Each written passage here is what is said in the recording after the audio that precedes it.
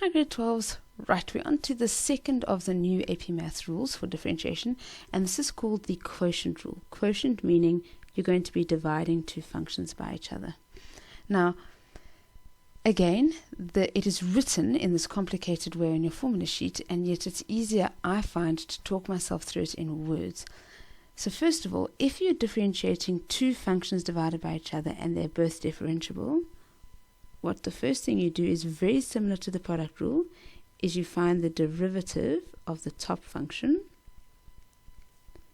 and you multiply by, you leave the bottom function. So the second thing here is you leave the bottom function alone. So that first term is derivative of the top function multiply by leave the bottom function alone. Now, very similar to the product rule, it looks identical except there's a minus here, not a plus, and then what happens is you leave the top function alone and you multiply that by differentiate the bottom function. So this is the derivative of the bottom function. So it's almost like the top is exactly the same as the product rule, except with the minus. Now the reason why it looks so similar to the product rule is because this formula actually comes from the product rule. Now once we've done what's called the chain rule in 2.3, I will show you how the quotient rule actually comes from the product rule. So this then is just the bottom function squared. So in the next video I will show you how you get this, and how we're actually going to get this is what we're going to do is we're going to take f of x over g of x as in a quotient, and we're going to rewrite it as f of x, and we're going to bring that g of x to the top with a negative exponent, and then we're going to differentiate it as a product. So to be continued, because we need to know how to do the chain rule before we can differentiate that using the product rule. So actually that's why this looks very similar to the product rule on top, because it actually is a version of the product rule. So just to recap, you differentiate the top function, multiply by leave the bottom function, minus leave the top, differentiate the bottom, divided by the bottom squared. And again, often you're tempted to do some simplifying, and we really don't do much simplifying unless we need to. So let's practice a couple of examples. So as you can see, you will recognize this as the quotient rule because there is a function of x. I'm going to call that function number 1. And here is a function of x at the bottom. Remember, if they're not functions of x, they're just constants, and then you don't need to use these rules. So there are two functions. So what is f dashed x? F dashed x is, and now we follow the rule. So the rule was differentiate the top function, which would differentiate to 3, multiply by leave the bottom function, 2x plus 2. So notice you don't make it 2x plus 2 to the minus 1. You're not moving it to the top. The rule is differentiate the top, multiply by write the bottom function. Then minus, leave the top function, and differentiate the bottom function, which differentiates to 2, all divided by the bottom function squared. So 2x plus 2 squared. Now, I could possibly simplify out the top there if I wanted to, because it's fairly easy. So it's 6x, minus 6x. That's interesting because that disappears. And then it's 6 minus 2. So it actually becomes 4 over 2x plus 2 squared. So if it is an easy simplify to make it look a little bit neater, that's okay. But we don't do any massive simplifying or making sure exponents are positive or anything like that. Now, just out of interest, because this is quite interesting, do you note that this means that this derivative will always be greater than 0? Simply because this is always going to be a positive at the bottom since it's squared, and this is a positive at the top. So this derivative is always going to be positive, which means that this graph is always going to be an increasing graph. Now, that's going to be quite useful when we get into drawing graphs later. I'm also hoping that that kind of makes sense, because I know we have seen this a couple of times. This is actually an interesting way to write a hyperbola. And so it makes sense that this would be a hyperbola that's always increasing. So just looking at interpreting that derivative a bit. Okay, on to the next one. I have no idea what this graph is, for example, but I can see it's a quotient rule because here I'm going to think of this as function number 1, it's the function on top, and I'm going to think of this as function number 2, which is the function at the bottom. So what is our derivative? F dash x, and the rule says first differentiate the top. Now the top differentiates to 4x minus 2. Multiply, leave the bottom, so 3x minus 4. Oh, sorry, not plus, minus 4. Leave the bottom alone, minus 4.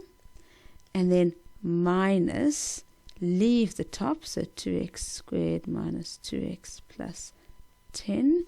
Differentiate the bottom, which is just 3, so I could put that 3 in the front if I wanted to. And then divided by the bottom function squared, so the denominator function squared. Now there's definitely no ways I'm going to bother multiplying that out because it's a binomial times a binomial, it's distribution, it's like terms, and that's generally not what we're interested in unless I want to go now and use this derivative. So most questions will say differentiate and there's no need to simplify. So there we go, that's my derivative. Okay, let's try some more. Again, pretty obvious this is the quotient rule because this is the first function at the top, which is a function of x, and this is the second function at the bottom, which is a function of x. So let's go. The derivative is, and the rule says you differentiate the top function, which would differentiate to 6x minus 6, multiply by, leave the bottom function alone, and then minus, leave the top function alone, differentiate the bottom function, which actually differentiates to 1. It's actually a straight line, and then all divided by the bottom function squared. So x minus 1 squared. Again, that's not too bad to multiply out, and I could actually get some like terms there quite easily. So if I was going to use this derivative to go find stationary points or something, I would neaten it up. But at the moment, we're just practicing the rules. Okay, on to D. Let's have a look. This is function number 1. It is a function of x, so that's quite interesting. This is a function of x at the bottom, and so this is definitely an example for the quotient rule. So the derivative would be, and you follow the rule. The rule says differentiate the top, which would be 24x plus 4. Multiply by, leave the bottom alone, so this would be 3x squared. And then minus, leave the top alone, 12x squared plus 4x, multiply by the derivative of the bottom, which would be 6x, and then all over the bottom function squared. Now here I probably would go and square that bottom function. So bottom function squared. They like us to make it look a little bit neater if possible, and so I would possibly go and make this look a little bit neater by just saying, okay, so this is 3x squared, 24x plus 4. I could multiply that out, but it doesn't matter. 12x squared plus 4x all over, and that'll be 9x to the power of 4. And if you wanted to, you could multiply that out. Great. So quotient rule is actually really easy once you learn it. So this is function number 1, this is function number 2 at the bottom here. This is definitely the quotient rule. So the quotient rule says differentiate the top, and the top differentiates to just plain old 3 because it's actually a straight line, the top. Leave the bottom alone, so that's x squared minus 4x plus 5. Then minus, leave the top alone, so it's 3x plus 1, and then differentiate the bottom, which is 2x minus 4, and then all divided by the bottom squared. So I'm definitely not going to bother multiplying this out unless I needed to now work with it. Cool. So once you've done 5 examples, they've pretty much noticed that they all really follow the same kind of concept. So let's look at example 2. Example 2 is where we're trying to go. If we're trying to go towards thinking about what these graphs look like, being able to figure out where they're stationary, where they're going up, where they're going down. So this question says, for what values of x is that function decreasing? Now, in order for a function to be decreasing, we know our gradient has to be negative, which means we need to go find our gradient. So this is definitely going to be the quotient rule in terms of gradient. So I'm going to call that function number 1. I'm going to call this function number 2. And I'm going to say, right, f dashed x is equal to, and the rule says differentiate the top, which would be 2x, multiply by leave the bottom alone, which is x minus 2, subtract, leave the top function alone, x squared plus 5, multiply by the derivative, multiply by the derivative of the bottom, which is 1, and then that's going to be all over the bottom squared. Now, fortunately, this looks like really difficult, but all I'm trying to do is figure out where this gradient is less than 0. And what I notice is this bottom is going to be squared, which means it's always going to be positive. So this actually isn't going to be too bad.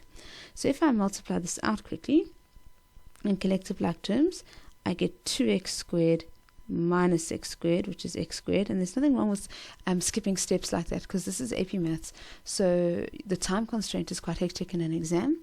That's minus 4x. Okay, there's no other like terms with that. And then minus 5. Great. And this is all divided by x minus 2 squared. Now, ultimately, I'm trying to find out where is this x squared minus 4x minus 5 all over x minus 2 squared. Where is it less than 0? Now, I'm going to argue that this thing here, x minus 2 squared, will always be greater than 0 if x is not equal to 2. So immediately there's a restriction. I can't have x is equal to 2 simply because that'll make my gradient undefined. So the gradient obviously doesn't exist at 2. And that denominator is always positive. So if the denominator is always positive, that means that therefore, in order for this whole thing to be negative, I know that my numerator must be negative, because you must have a negative divided by a positive if you want a negative, and the bottom is always going to be positive. And so this basically comes down to an easy inequality, which is a parabolic inequality. So this is x minus 5, x plus 1, and then either you're the type of person who draws a parabola, this is a happy parabola, or you're the type of person that does a number line like that and says 0, 0. Note there is a point here at 2 where I'm not allowed, just so you know. There is a restriction, I'm not allowed there. Now they wanted to know, where is this less than 0? So if you do your number line and you sub in a value less than -1, I don't know, like -3, if I subbed in -3, this would be -3 plus 1, so this would be negative, and this would be -3 minus 5, so this would be negative, and a negative times a negative is a positive, which means as long as there's no squaring or anything funny, it'll change signs. And I can see the negative also in the parabola version, and I wanted to know when it's negative. So therefore my answer is that x must be between 5 and -1, not equal to them, because the question said where is it decreasing, so where's the gradient negative, and I'm going to say but x cannot be 2, because the moment x is 2, actually this entire graph is undefined if I scroll up and look here, because I can see that x is equal to 2. Interestingly, is going to be a vertical asymptote, which we'll discuss when you start drawing graphs. But x can't ever equal 2, which makes it vertical asymptote. And so this is the type of question where we use the quotient rule to go forward, which is quite interesting. Cool. Now that's the quotient rule. One left, and then we can mix them all.